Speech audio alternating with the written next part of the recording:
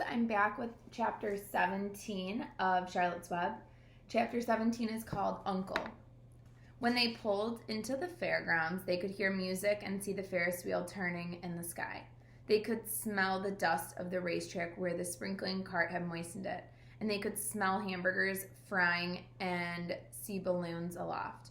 They could hear the sheep blatting in their pens. An enormous voice over the loudspeaker said, "Attention, please. Will the owner of a Pontiac car, license number H2439, please move your car away from the fireworks shed?" "Can I have some money?" asked Fern. "Can I, too?" asked Avery. "I'm going to win a doll by spinning a wheel, and it will stop at the right number," said Fern. "I'm going to steer a jet plane and make it bump into another one." "Can I have a balloon?" asked Fern. "Can I have a frozen custard and a cheeseburger and some raspberry soda pop?" asked Avery. "You children be quiet until we get the pig unloaded," said Mrs. Rabble. "Let's let the children go off by themselves," suggested Mr. Rabble. "The fair only comes around once a year." Mr. Rabble gave Fern 2 quarters and 2 dimes. He gave Avery 5 dimes and 4 nickels. "Now run along. And remember, money has to last all day. Don't spend it all in the first few minutes. And be back here at the truck at noontime so we can all have lunch together. And don't eat a lot of stuff that's going to make you sick to your stomachs.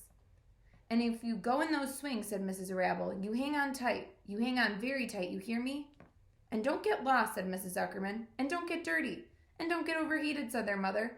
"Watch out for pickpocketers," cautioned their father. "And don't cross the racetrack when the horses are coming," cried Mrs. Zuckerman.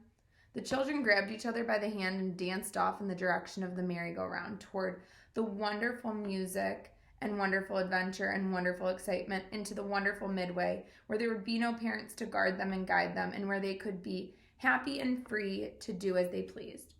Mrs. Rabble stood quietly and watched them go. Then she sighed. Then she blew her nose. "Do you really think it's all right?" she asked. "Well, they've got to grow up sometime," said Mr. Rabble, "and the fair is a good place to start." Here's a picture of them entering the fair. While Wilbur was being unloaded and taken out of his crate and into his new pig pen, crowds gathered to watch. They stared at the sign, "Zuckerman's Famous Pig." Wilbur stared back and tried to look extra good. He was pleased with his new home. The pen was grassy. It was shaded from the sun by a shed roof. Charlotte, watching her chance, scrambled out of the crate and climbed to a post under the side of the roof. Nobody noticed her. Templeton, not wishing to come out in broad daylight, stayed quietly under the straw at the bottom of the crate. Zuckerman poured some skim milk into Wilbur's trough and pitched the clean straw into his pen, and then he and Mrs. Zuckerman and the Rabbles walked away toward the cattle barn to look at purebred cows and to see sights. Mr. Zuckerman particularly wanted to look at tractors. Mrs. Zuckerman wanted to see a deep freeze. Lurvy wandered off by himself, hoping to meet up with friends and have some fun in the midway. As soon as people were gone, Charlotte spoke to Wilbur. "It's a good thing you can't see what I see," she said. "What do you see?" asked Wilbur.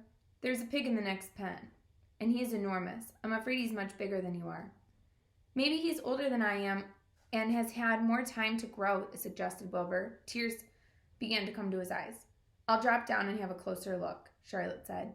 Then she crawled along the beam until she was directly over the next pen. She let herself down on a dragline until she hung in the air in front of the pig's snout. "May I have your name?" she asked politely. The pig stared at her. "No name," he said in a big, hearty voice. "Just call me Uncle." "Very well, Uncle," replied Charlotte. "What is the date of your birth? Are you a spring pig?" "Sure, I'm a spring pig," replied Uncle. "What did you think? I was a spring chicken? Ha ha, that's a good one. Eh, sister?" "Mildly funny," said Charlotte. "I've heard funnier ones, though. Glad to have met you, and now I must be going." She ascended slowly and returned to Wilbur's pen. "He claims he's a spring pig," reported Charlotte. "And perhaps he is. One thing is certain, he has an unattractive personality." There is the pig that Charlotte just went over to meet. "He's too familiar, too noisy, and he cracks weak jokes. He's also not anywhere near as clean as you are, nor as pleasant. I took quite a dislike to him in our brief interview. He's going to be a hard pig to beat, though, Wilbur, on account of his size and weight. But with me helping you, it can be done." What are you going to spin in a web? Asked Wilbur. This afternoon late, if I'm not tired, she said Charlotte. The least things tire me these days. I don't seem to have the energy I once had. My age, I guess. Wilbur looked at his friend. She looked rather swollen and seemed listless. I'm awfully sorry to hear that you're feeling poorly, Charlotte, he said.